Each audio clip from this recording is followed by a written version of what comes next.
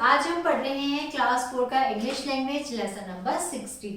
Let's start now. The name of lesson number 16 is past continuous tense. It means अपूर्ण भूतकाल। Affirmative sentences की बात करेंगे। साधारण वाक्य पर आ जाइए। इसका रूल है subject plus was verb plus verb की first form plus ING plus object. चलिए अब इन्होंने पहचान बताई है कि हम कैसे पहचानेंगे कि ये हमारा जो सेंटेंस है वह पास्ट कंटिन्यूअस टेंस है।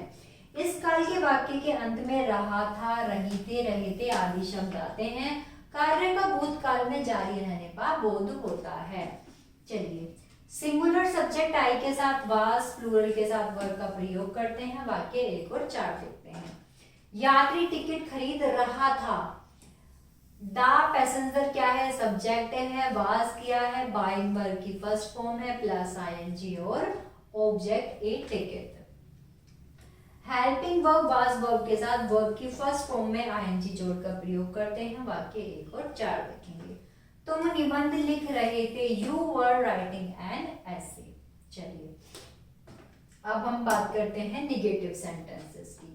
नेगेटिव सेंटेंसेस का वर्ड रूल है subject plus was verb plus not verb की first form ING plus object. Start करते हैं। वह फुटपाथ पर नहीं सो रहा था।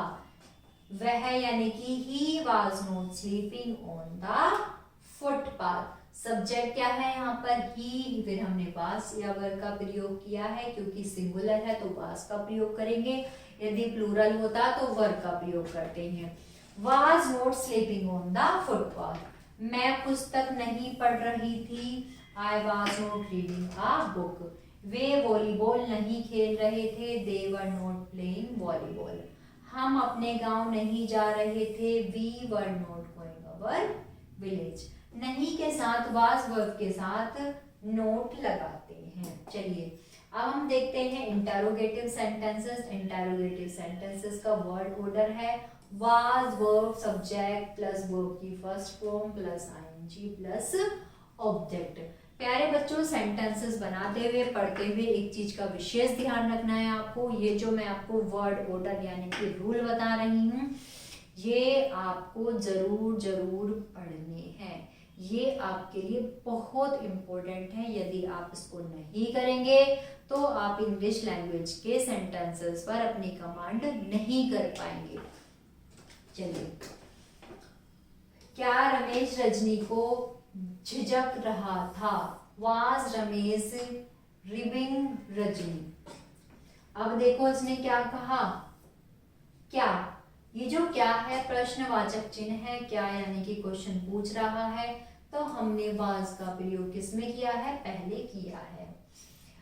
महेश रजनी को, यहाँ पे महेश क्या है, सब्जेक्ट है, वर्ब की फर्स्ट फॉर्म, रिबिंग रजनी यानी कि ऑब्जेक्ट।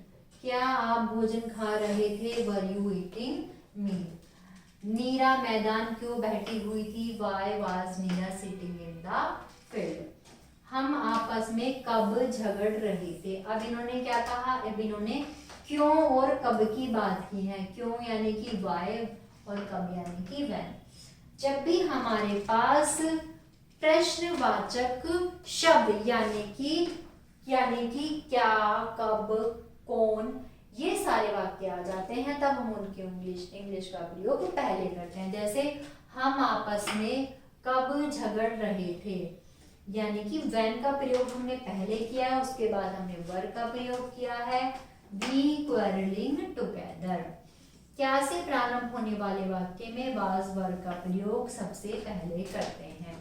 वाक्य के मध्य प्रश्न सूचक शब्द आने पर सबसे पहले इन्हीं शब्दों की अंग्रेजी लिखते हैं।